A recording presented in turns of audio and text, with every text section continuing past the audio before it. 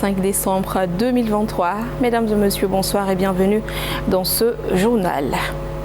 À la une de ce soir, à l'instar des autres pays du monde, la communauté chrétienne du Mali a célébré Noël ce 25 décembre 2023. Une occasion pour les fidèles chrétiens de prier pour la paix et le vivre ensemble au Mali. En plus de l'État et de ses partenaires, des particuliers s'impliquent aussi dans la lutte contre la dengue, le Zika et le chikungunya. L'entreprise Mamadou Dambélé vient de lancer ce samedi sa campagne de pulvérisation des quartiers de Banankabuku et du quartier Mali en communes 5 et 6 du district de Bamako afin de soutenir les efforts des autorités. Vous allez avoir les détails dans ce journal. Fidèle à sa tradition, l'association Gentil Labandon, en collaboration avec l'association Sida Yélé, a célébré la journée internationale des personnes handicapées. À cette occasion, les personnes vivant avec un handicap ont manifesté leur reconnaissance aux autorités de la transition et sollicité plus d'accompagnement. Voilà donc pour les sommaires.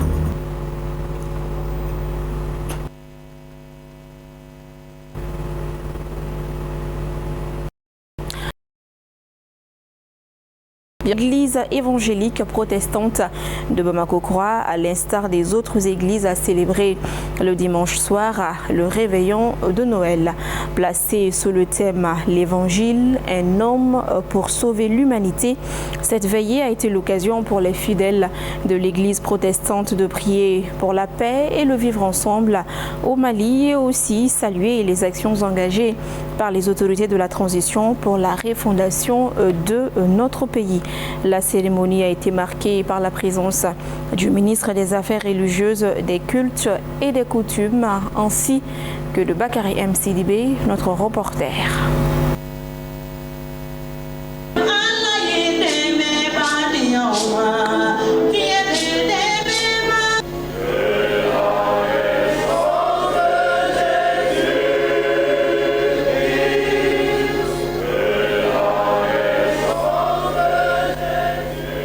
La célébration de la naissance de Jésus-Christ est un moment propice pour les fidèles chrétiens de prier pour le pays et se prononcer. Le thème retenu pour cette année était l'Évangile, un homme pour sauver l'humanité. Un choix qui n'est pas fortuit selon le délégué général Nouf Ag Infa Yatara. Ces bénédictions vont dans l'esprit de l'Évangile qui est une puissance de Dieu pour libérer toute l'humanité, et nous voulons simplement aller dans cet esprit de l'Évangile pour prier pour la libération, la refondation du Mali-Koura, et que réellement que tous les Maliens puissent se sentir vraiment libérés et bénis dans le pays. Comme je dis, le Mali, nous n'avons que le Mali n'est pas extensible et notre paix dépend de ce pays, et nous ne pouvons que prier que cela devienne réalité de bonheur pour tous les Maliens. Le ministre des Affaires religieuses, des cultes et des coutumes présent à cette célébration est revenu sur l'importance des bons voisinages, de collaboration et de solidarité entre les Maliens. Vous venez de voir tout ce que la communauté chrétienne est une communauté qui ne fait que prêcher de la paix. C'est une communauté de paix, une communauté dévouée, une communauté qui est réellement engagé pour le patriotisme et pour le Mali. C'est pourquoi nous les saluons vigoureusement de cette foi qui les anime et nous les encourageons toujours à aller en avant, car cette communauté est une communauté très importante pour notre pays et pour le développement du Mali. La prise de Kidal, les assises de la jeunesse et la dotation des services judiciaires pour une meilleure distribution de la justice sont des actions saluées par l'Église évangélique protestante de Bamako-Croix au cours de cette nuit des réveillons. Des chants et prières ont apporté un éclat particulier à la cérémonie. La communauté catholique des 1008 logements sociaux a également célébré ce lundi la naissance de Jésus-Christ. À travers des messages de paix, de prière et de louange, les fidèles ont manifesté leur joie tout en faisant des bénédictions pour le retour de la paix et de la stabilité au Mali. Je vous propose ici de suivre quelques propos recueillis par Oumar Koïta. Et dans la communion de toute l'Église, nous célébrons le jour très saint. Vraiment, c'est un lieu pour moi de rendre hommage à nos défunts qui n'ont pas pu voir ces jours. Et rendre grâce à Dieu pour tous ses bienfaits. Et surtout pour le Mali, la libération de Kidal et la libération du père Ayo qui était en captivité une année 6 jours. Vraiment, je suis très requinqué, je suis très content en tant que chrétien, en tant que Malien.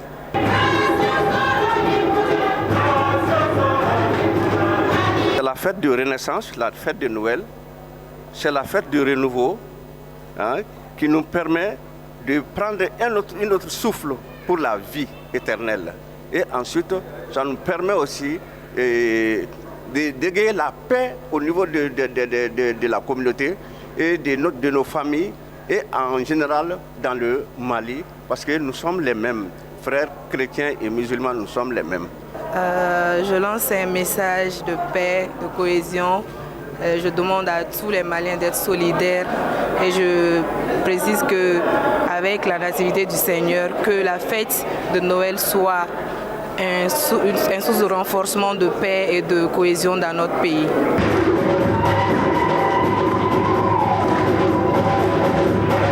On ne peut que souhaiter joyeux Noël à toute la communauté chrétienne du Mali et du monde entier.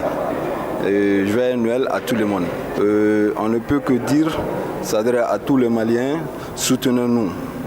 Comme le prêtre l'a si bien dit lors de son homélie aussi, donc tenons-nous la main pour que nous puissions voir un Mali de paix, donc de joie, de bonheur.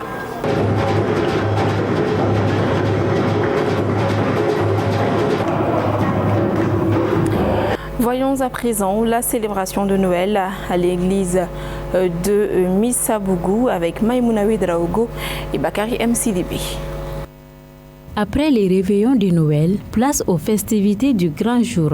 Dans cette église de Missabougou, la présence massive des fidèles chrétiens pour célébrer la naissance du Christ est agrémentée par les appels à l'harmonie, l'entraide, la foi, la sérénité pour marquer ces grands jours. Le 25 décembre de chaque année, c'est un événement solennel. C'est la joie dans le cœur des chrétiens. C'est pourquoi les gens ne traînent jamais le pas, puisqu'il s'agit de venir rencontrer l'enfant Jésus né pour sauver le monde de ses péchés. Donc tout le monde est content. Oui, nous l'avons mis dans le cadre de la paix, la stabilité au Mali. Vous êtes tous au courant que depuis 2012, le Mali traverse une grande crise. Et chaque fois que nous avons l'occasion en tant que chrétiens, nous nous réunissons, nous prions pour les autorités de notre République, nous prions pour toute la population du Mali. Nous prions même ceux qui sont contre le Mali, nous prions pour eux, pour que Dieu fasse en sorte qu'ils se répandent et qu'ils viennent tous, parce que c'est ensemble nous allons bâtir ce pays. Célébré chaque année pour la paix du cœur, Noël se passe également autour des mets communs préparés par ces femmes pour davantage répandre la joie en ces jours spéciaux. On prépare parce qu'il y a un plat commun ici, chaque Noël. Il y a un plat commun. Donc vous-même vous voyez déjà les femmes qui sont dans la cuisine là-bas. On prépare un plat et on mange ensemble. Mais cela ne veut pas dire qu'elles sont incluses et exclues des activités. On vient de présenter nos prestations tout de suite à l'église. Donc on est là, on accompagne toute la famille jusqu'à la fin de la fête. Joyeux Noël à toute la communauté chrétienne.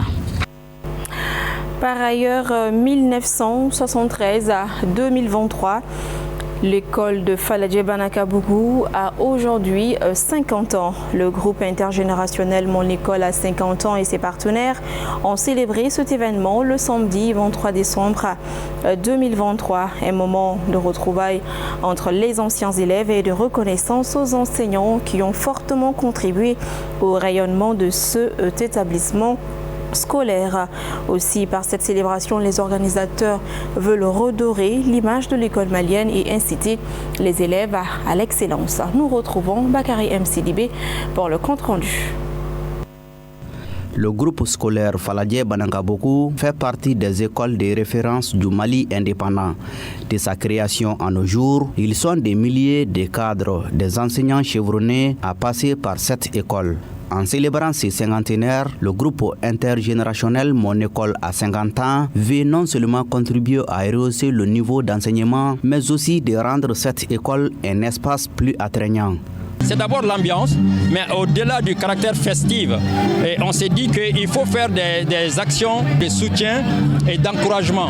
Et c'est pour ça qu'on a souhaité donner quand même des kits scolaires qu'on va donner aux enfants. Et on a effectivement prévu de donner des certificats de reconnaissance à l'endroit de nos enseignants qui, à l'époque, on croyait qu'ils étaient des gens aussi méchants et durs pour nous. Mais on a compris par la suite que ce n'était pas la méchanceté, mais c'était vraiment une forme de pédagogie, alors qui allait dans le sens de notre intérêt. Moment de retrouvailles entre élèves, mais aussi entre élèves et maîtres. Cette initiative a été saluée par les autorités communales. Cette cérémonie fait partie des actions qui encouragent nos enfants à étudier à travers la connaissance des bienfaits de l'école. C'est pourquoi la mairie de la commune 6 n'a ménagé aucun effort pour sa réussite. Je voudrais saisir cette occasion pour féliciter tous les enseignants de la commune 6 et particulièrement ceux du groupe scolaire de Banangabougou, aussi les comités de gestion, les parents d'élèves, tous les acteurs qui interviennent dans le domaine scolaire. Lors de cette journée, un vibrant hommage a été rendu à Cheikh Oumar Keïta, le premier directeur du groupe scolaire de Banangabougou. Il était vraiment un enseignant modèle. Il était d'une pédagogie comme pas possible. Mais il a réussi à faire 100% à l'examen du CEP. Alors ça, c'est des actions qu'on voit pas très souvent. Les APE, l'association des parents d'élèves. Mais ça n'exclut pas du tout la participation des parents d'élèves dans la gestion de l'école. Donc nous devons fédérer nos efforts pour pouvoir aider l'école et faire avancer la modernisation et rendre en tout cas l'école de façon collective un endroit sain et attrayant. Représentant le ministre de l'Éducation nationale, la directrice de l'Académie d'enseignement et rive droite de Bamako a rassuré de son accompagnement pour cet établissement scolaire. Il m'a chargé de vous réitérer toute sa reconnaissance et toute sa gratitude pour les efforts multiples accomplis et surtout pour l'engagement et la détermination. Que d'efforts fournis, que d'engagement, que d'abnégation. Mesdames et messieurs, il fallait qu'aujourd'hui soit. Et le ministre m'a chargé de vous dire qu'il est vraiment à votre disposition. Sa raison d'être, c'est la réussite de l'école. Et on ne peut pas parler d'école lorsque nous savons que les conditions ne sont pas réunies.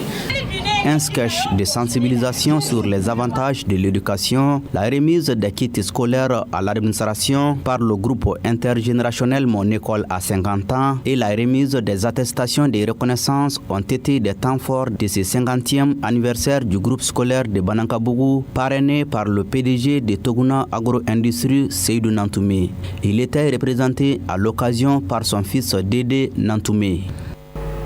Je vous l'annonçais tout à l'heure dans les titres, dans le cadre de la lutte contre les maladies de la dengue, du Zika et du chikungunya. L'entreprise Mamadou Dambélé a procédé le samedi au lancement de sa campagne de pulvérisation des quartiers de Banangabougou et du quartier Mali en communes 5 et 6 du district de Bamako. Cette campagne vise à appuyer les efforts du gouvernement dans la lutte contre ces trois maladies. La cérémonie de lancement officielle s'est tenue au terrain de sport du quartier Mali et c'était en présence de nos deux reporters, Adam Tangara, Zakaria Omar Keïta. Voici leur compte rendu. Organisée par l'entreprise Mamadou Dambélé EMD, la présente campagne de pulvérisation a pour objectif de soutenir le ministère de la Santé et du Développement social dans la lutte contre les maladies de la dengue, du Zika et du chikungunya en limitant la prolifération des moustiques responsables de leur transmission. 3 de mes amis ont été atteintes par la dengue et voyant leur état, j'ai décidé d'apporter ma petite contribution au gouvernement pour lutter contre ces maladies. C'est aussi pour donner l'exemple afin que d'autres suivent. Dieu faisant bien les choses, 2 de mes amis ont fait appel à Fissi pour la même activité dans leur quartier. Chargé de l'exécution de la pulvérisation, Fixit Consulting Hygiène Publique a donné une explication sur les méthodes et les insecticides qui seront utilisés au cours du processus, tout en rassurant qu'elles n'ont aucun effet nuisible sur la santé. Pour pouvoir prévenir cette maladie ou lutter contre cette maladie, ce qui est préconisé, c'est de lutter contre les moustiques.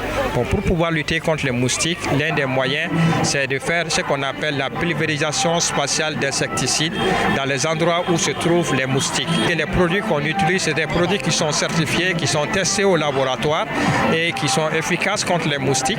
Et nous les utilisons à une petite quantité qui tue les insectes, mais qui ne sont pas nocifs contre la population humaine en la matière. Représentant de la directrice régionale de la santé du district de Bamako a invité la population à s'unir au gouvernement pour mieux lutter contre ces maladies.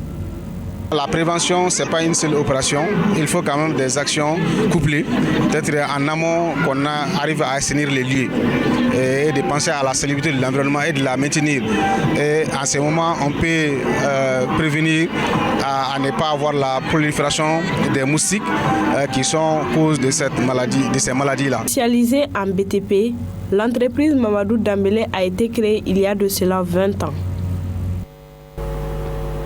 L'association Gentil Labandon, en collaboration avec l'association Sigida Yele, a célébré le samedi dernier la Journée internationale des personnes handicapées. La cérémonie a été marquée par un match de foot entre les personnes de petite taille et les handicapés moteurs. Le point avec Nana Khadija Fane et Maliki Diallo. Un match de football peu ordinaire qui a drainé la foule à Boulkassoumbougou. Les handicapés moteurs en rouge affrontent les personnes de petite taille en vert et sous regard vigilant de Abdou Koulibaly. Président de l'association Sigida Yele et parrain de la 9e édition de la Journée des handicapés qui organise chaque année l'association des personnes vivant avec un handicap appelé Gentil Labandon. Oui, Sigida Yele a déjà donné une formation en saponification à plus de 100 personnes de cette association. Cette année encore, on a pris un autre engagement qu'on va leur donner d'autres formations avant l'année 2024, afin qu'ils puissent se diversifier dans leur formation, dans leur transformation, afin qu'ils puissent être productifs. Donc, raison pour laquelle on a pris cet engagement de leur donner d'autres formations après la célébration de cette journée. Donc le partenariat reste fidèle et nous quand même on est là, notre porte est largement ouverte pour eux ainsi que toutes les personnes vivant avec l'handicap à travers le Mali. Les deux équipes se connaissent assez et le match a tenu toutes ses promesses. Malgré les nombreuses occasions de but de part et d'autre, aucune équipe n'a pu marquer dans les temps réglementaires. Les handicapés moteurs se sont imposés au tir. Selon les organisations des handicapés, le sport est un facteur d'inclusion sociale. L'activité sportive c'est très important pour nous parce que ça nous fait beaucoup de la promotion et puis ça favorise aussi l'inclusion des personnes vivant avec un handicap avec les autres personnes. Pour les autorités de la transition, nous on n'a pas beaucoup de choses à leur dire parce que déjà au CNT on a 4 personnes au CNT. Ils sont tous membres de la fédération. Ils commencent à penser à nous déjà. Donc ça fait un grand coup pour nous. Donc on leur demande toujours de nous soutenir, surtout dans le cadre du sport. Cette activité rentre dans le cadre de la Journée internationale des personnes handicapées célébrée le 3 décembre de chaque année. Actualité sur un tout autre plan, la société de carrière et de construction Socarco a organisé la 2e édition de sa traditionnelle fête de fin d'année 2023 dans un hôtel de la place. Le thème retenu pour cette deuxième édition est le renouveau pour introduire l'année 2024 avec de nouveaux challenges. Lassine Diakiti. Pour débuter l'année 2024 en joie et en beauté, l'entreprise Sokarco a organisé la présente cérémonie de fin d'année. L'occasion pour les responsables non seulement de faire le bilan des activités réalisées, mais aussi de remercier les employés pour les efforts consentis et les résultats obtenus au cours de l'année 2023. Nous avons, je dirais, fait une année de travail. C'était une année avec beaucoup de challenges, avec beaucoup de défis. À un certain moment, il faut savoir s'arrêter pour analyser le travail, les résultats que nous avons eu à faire. Et puis, je pense renouveler l'énergie pour pouvoir attaquer l'année prochaine. J'ai cette profonde conviction que ceux qui font le travail, ce sont les employés. Il faut savoir les honorer. Donc, on ne pouvait pas atteindre ce résultat sans l'apport de tout un chacun. Donc, cette occasion est un moment pour leur dire merci et qu'ils puissent continuer ainsi. Nous avons la profonde conviction que le client est roi. C'est grâce à eux que nous sommes là. C'est grâce à eux que nous sommes payés. Et notre objectif, c'est de tout faire pour qu'ils soient satisfaits. Donc, nous allons travailler dans ce centre en 2024 pour essayer d'améliorer nos services à leur égard. Employant à son sein plus d'une cinquantaine de personnes, Sokarco Mali a une capacité de production de 1 million de tonnes de gravier par an. Selon la chef comptable de l'entreprise, des améliorations ont été faites sur le rendement de l'entreprise comparativement à l'année passée. Ensemble, au cours de ces 12 derniers mois, avec une augmentation de la production et des ventes de 25% par rapport à l'année dernière. En cette fin d'année, prenons un moment pour fêter cette réalisation que nous avons accomplie collectivement. À noter que la Sokarco Mali est une entreprise d'exploitation de granit au Mali. Elle a ouvert ses portes depuis 2015. La deuxième édition des fêtes de fin d'année de l'entreprise a été marquée par des prestations d'artistes, des jeux concours et la remise des distinctions. Et à présent, des échos de nos régions et je vous amène de prime abord à Sikasso où le Pari Mutuel Urbain du Mali, à travers sa direction générale, vient de faire un don de plusieurs millions de francs CFA ce week-end à l'orphelinat Kapema de Sikasso. L'objectif est de redonner du sourire aux centaines d'enfants du centre d'accueil pour la protection, l'éducation des enfants en situation difficile et aide ménagère. Idrissa Diallo, correspondance. Composé de plusieurs matériels d'une valeur de plusieurs millions de francs CFA, ces dons de la Direction générale du PMI Mali visent à renforcer l'orphelinat Kapema de Sikasso dans sa mission d'accueil et de protection des enfants en situation difficile. C'était avec beaucoup d'émotion, certains avaient des larmes aux yeux, en nous faisant le compte rendu de la cérémonie de don à Kapema. Et c'est à cette occasion que nous avons fait la promesse de passer maintenant à titre personnel pour faire également un geste symbolique à Kapema à l'endroit des orphelins. Quand on voit un centre qui est aussi bien structuré, je dirais simplement que le centre, à mon avis, gagnerait à être plus visible sur un plan national, parce que c'est un centre qui est bien structuré et c'est un centre, je suis sûr, qui a un plus grand nombre de personnes qui seront prêtes à appuyer le centre, mais peut-être faute d'informations, ils ne sont pas en train de le faire. En tout cas, mon cas personnel, à mon avis, est une illustration de cette situation. La direction de l'orphelinat a salué ce geste du Pari Mutuel Urbain du Mali qui va non seulement renforcer la capacité de prise en charge, mais aussi améliorer les conditions de travail du personnel du centre. Le PMI Mali, à travers son directeur général, a promis d'autres actions dans les jours à venir pour le bonheur des pensionnaires de l'orphelinat Kapema de Sikasso. Et voilà, c'était un commentaire de Pendakone sur les images de Idrissa Diallo. Retour à Bamako, 25 décembre 2020, 25 décembre 2023.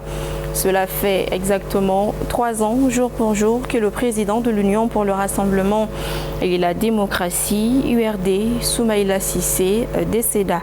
Pour célébrer les 3 ans de sa disparition, les militants de l'URD ont organisé ce lundi 25 décembre 2023 une cérémonie de lecture du Saint-Coran et de recueillement sur la tombe de l'illustre disparu.